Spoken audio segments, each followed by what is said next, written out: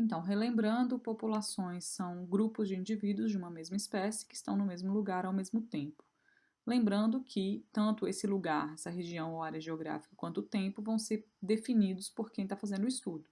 Então, eu posso encontrar estudos de população em que a área geográfica é uma determinada área de 10 hectares, ou a área geográfica do estudo é, por exemplo, todo o Distrito Federal, que tem alguns milhares de hectares. Tá? Então, o que vai ser definido como a população, tanto em tempo quanto em espaço, é variável de acordo com o estudo e tem que estar determinado em cada estudo. A gente tem populações diferentes que vão interagir em maior ou em menor grau, e a gente vai, dependendo do formato das populações, das suas interações entre si, vai ter metapopulações, e os estudos podem tratar disso, ou em alguns casos a gente simplesmente ignora a existência de outras populações quando está estudando algumas populações definidas dentro das áreas de estudo. Na prática, o que a gente pode estudar de ecologia de populações, como que a gente faz isso, como que são os estudos de ecologia de populações e, finalmente, por que se estuda ecologia de populações. É sempre importante a gente pensar por que alguma coisa está sendo feita, qual vai ser o resultado disso, que tipo de resultado a gente pode chegar e que tipo, em alguns casos, que tipo de aplicação esses resultados podem ter. Então, primeiros motivos para estudar ecologia de população. A gente lembra que a escala em que ocorre evolução é nas populações. Então, quando a gente estuda o que está acontecendo com uma determinada população, a gente pode fazer previsões sobre o que está acontecendo com a seleção natural ou com a evolução de forma geral naquelas populações. E também é uma importante escala de manejo, né? A gente, muito comumente, o manejo de espécies é feito dentro de suas populações ou em termos de espécies. Então, a gente maneja espécies ameaçadas para que elas se tornem menos ameaçadas, aumentem suas populações. A gente maneja espécies exóticas invasoras para que elas parem de afetar os ecossistemas em que elas estão presentes. A gente muito comumente maneja populações. A gente também maneja comunidades e ecossistemas como um todo. Existem vários exemplos, mas a escala de manejo de populações é bastante comum. Dentro dos parâmetros que a gente estuda em ecologia de populações, a distribuição espacial dos indivíduos é um dos mais importantes. O que a gente quer dizer com isso? Como que os indivíduos estão distribuídos fisicamente dentro da nossa área de estudo?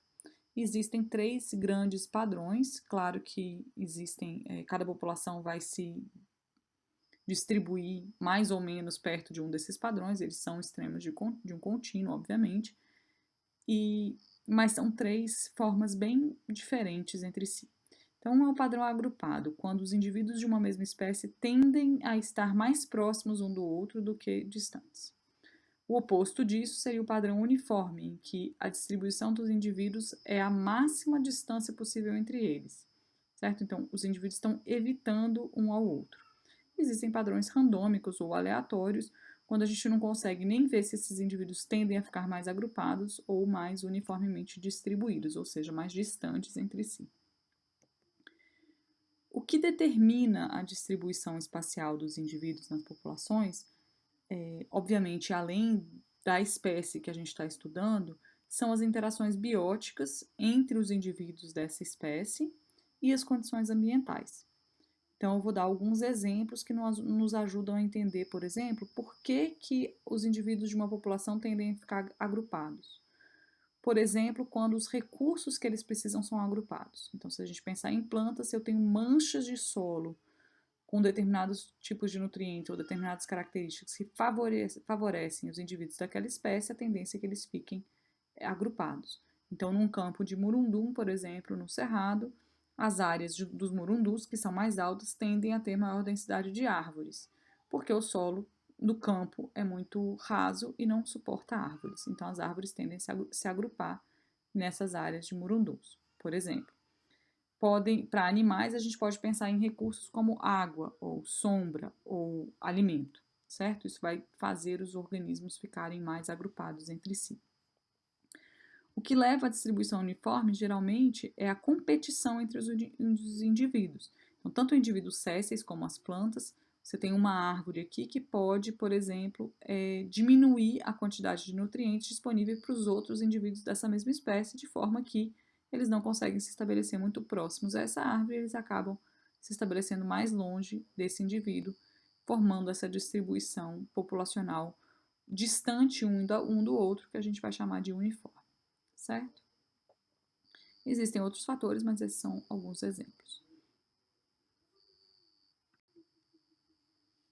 Então, essa distribuição uniforme dos indivíduos nas populações muito comumente ocorre por conta de competição intraespecífica.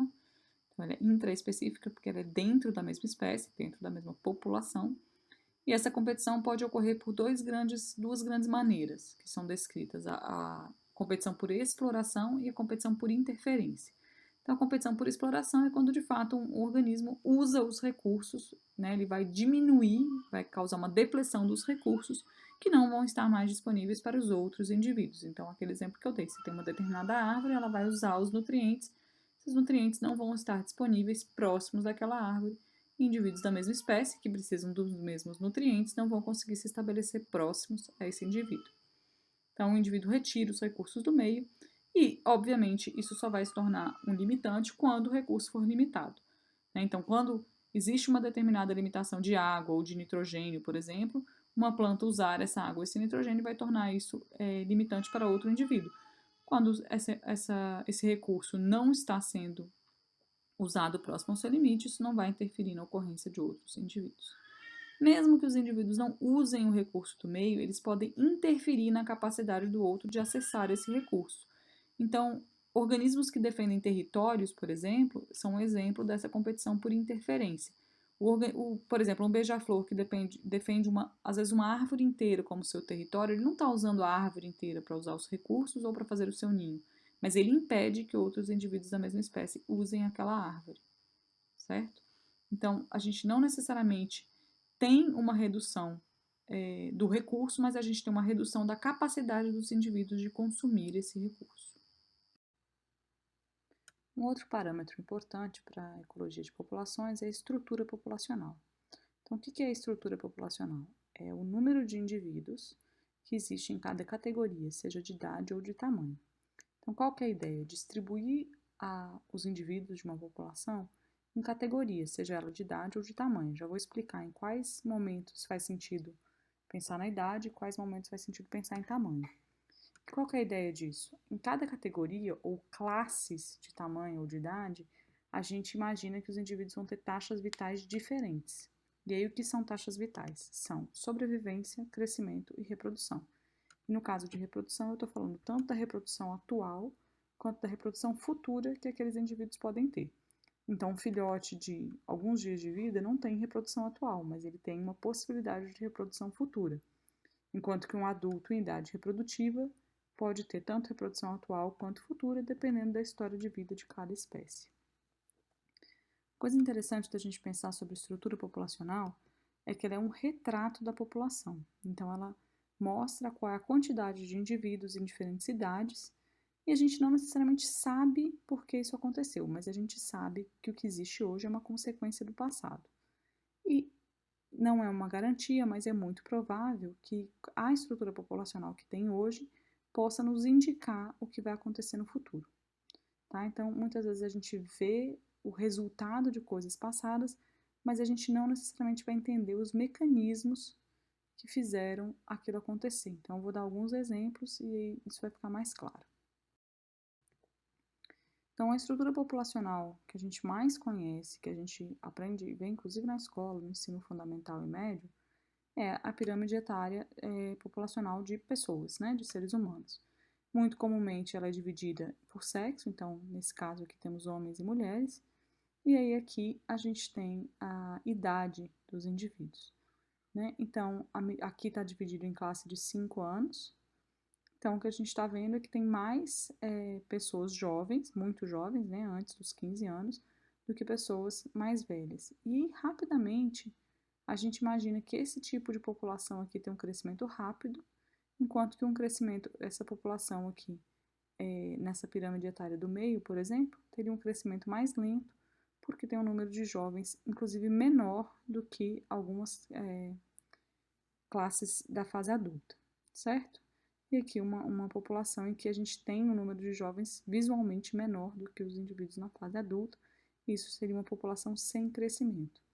A gente conhece essas pirâmides etárias para a população humana, ela geralmente vem em forma de pirâmide exatamente porque no eixo Y que a gente coloca as idades, e para outras espécies, às vezes a gente muda o formato dessas pirâmides ou dessas curvas, desses histogramas de estrutura populacional, mas a ideia é exatamente a mesma. Então, esse tipo de estrutura de população que a gente está vendo aqui, isso aqui é a estrutura de população da Alemanha, então um país que a gente tem muitas informações, população humana, que a gente tem informação sobre até a hora que as pessoas nasceram, sexo, etc., e a mortalidade também. Então, a gente vê a estrutura da população da Alemanha em 1910, então era uma população em crescimento, com um grande número de jovens e um número que vai ficando proporcionalmente menor à medida que as pessoas aumentam de idade. E a gente vê na população da Alemanha o que a gente raramente consegue explicar se a gente vê em populações naturais. Então, na população da Alemanha, a gente vê um déficit populacional, um número menor de indivíduos do que o esperado, numa determinada idade lá de perto de entre 50 e 60 anos, na população de 2005, e isso é consequência da Segunda Guerra Mundial nessa população, em que houve uma mortalidade muito maior do que em outros períodos.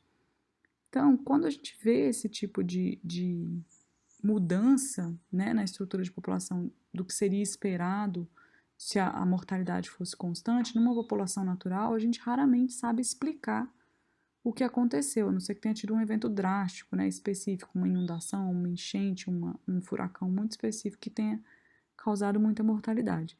Mas na população humana, em que a gente tem as informações demográficas detalhadas, dá para enxergar isso. E também na população, na estrutura populacional da Alemanha em 2005, a gente vê que essa população não está mais em crescimento, o número de jovens é menor do que o número de adultos na faixa entre 30 e 60 anos. E mesmo o número de jovens é menor do que os adultos na faixa de 60 e 70 anos. Tem uma população em que as pessoas não estão tendo tantos filhos quanto tinham antes, em comparação com a população de 1910. Então, agora tem pirâmides etárias ou distribuição de estrutura de tamanho de indivíduos no caso de plantas. Então, a primeira coisa a falar é quando que a gente usa idade e quando que a gente usa tamanho dos indivíduos. A gente geralmente usa idade para animais e tamanho para plantas, tá? Isso é uma generalização, mas especialmente para plantas, a idade pode não querer dizer muita coisa e o tamanho da planta vai indicar muito melhor as suas probabilidades de sobrevivência, crescimento e reprodução. Enquanto para os animais, muitas vezes a idade ela é determinante para o tamanho e para tanto a sobrevivência, quanto o crescimento, quanto a reprodução. A gente pode ter plantas com poucos centímetros que têm dezenas ou centenas de anos e geralmente elas têm menor capacidade fotossintética do que plantas que podem ser muito mais jovens, mas que na verdade têm mais capacidade fotossintética por ter maior área de folhas e por aí vai, certo? Então aqui nesses gráficos a gente tem 4 populações e a gente tem a distribuição dos indivíduos em classes de tamanho, que a gente tem 12 classes de tamanho de uma espécie de árvore e a gente vê a quantidade de indivíduos em cada classe. O que acontece? A população 1 seria uma pirâmide se a gente invertesse, né, ou se a gente colocasse essas classes na vertical, como a gente faz para a população humana, ela seria uma pirâmide em que a gente tem muitos indivíduos jovens, então aqui na classe 1 e 2 a gente tem cerca de 180 indivíduos, enquanto nas classes maiores, em que provavelmente estão as plantas adultas capazes de se reproduzir, a gente tem uma quantidade muito menor de indivíduos. O que a gente passa a projetar dessa população é que ela está em crescimento porque os adultos estão produzindo muitos filhotes e esses filhotes conseguem chegar, ainda que numa proporção pequena, na fase adulta e vão ser capazes de produzir muitos filhotes. Na população 2, então, a gente não sabe o que causou né, a população chegar nessa maneira, a gente não sabe como ela vai ser no futuro, mas é o que a gente pode projetar a partir da estrutura. Na população 2, a mesma coisa pode estar acontecendo, né? A gente tem um número razoavelmente maior de filhotes, tanto no estágio 1 e 2, quanto no estágio 4 e 5 em relação aos adultos, mas o que pode estar acontecendo é exatamente o oposto. A gente não sabe se todos os indivíduos que estão chegando na fase 3, na classe 3, por exemplo, vão morrer no futuro. A gente não sabe por que eles têm menos indivíduos na classe 3 do que na classe 4. Se isso for uma coisa constante na população, essa população não estará em crescimento.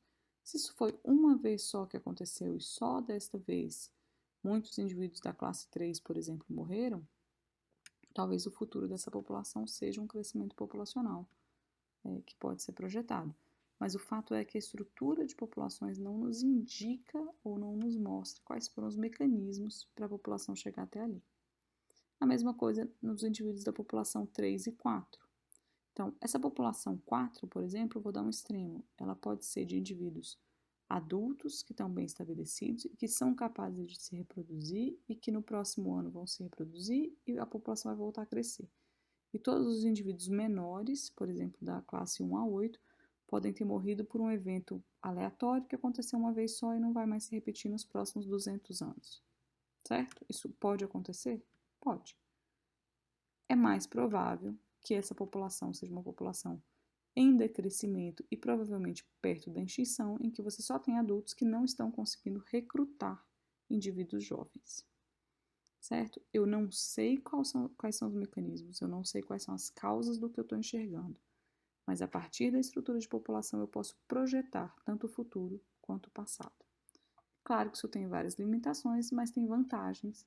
Ao se estudar a estrutura de populações, você pode rapidamente bater um retrato, como eu falei, da população e tentar entender o que está acontecendo com ela. Então, uma generalização que a gente faz sobre a estrutura populacional é que quando a gente tem um maior número de indivíduos nas classes menores de tamanho, ou nas classes menores de idade, como nesse gráfico aqui à esquerda, a gente teria populações em crescimento. Então, se a gente tem mais plântulas do que adultos de árvores ou de plantas, a gente teria uma população em crescimento. Enquanto que nesse gráfico aqui à direita, quando a gente tem uma população com mais adultos do que jovens, a gente teria uma população em decrescimento, uma população em redução, população que está basicamente morrendo, caminhando para a extinção naquele local. Então, o que a gente chama é uma estrutura de população de J invertido, que é essa do lado esquerdo. Então, por que é um J invertido? Se você olhar para a figura, para a curva de número de indivíduos do lado direito e passar uma linha horizontal, você vai ver um J. Esse J invertido é o gráfico do lado esquerdo e esse gráfico, essa estrutura populacional, indicaria uma população em crescimento. Tá? Isso é uma generalização, mas funciona muito bem. Por quê? Funciona exatamente porque a maior parte dos organismos na natureza tem essa curva de crescimento, curva de sobrevivência, desculpa, do tipo 3, ou seja, uma curva de sobrevivência em que a maior chance de mortalidade é a dos indivíduos nas primeiras classes de tamanho. Então, os indivíduos menores ou mais jovens tendem a ter uma sobrevivência menor que essa curva verdinha aqui no número 3. Quando você tem esse tipo de curva de sobrevivência, que é o mais comum na natureza, você precisa ter muitos indivíduos jovens para que alguns deles cheguem à fase reprodutiva e à fase adulta.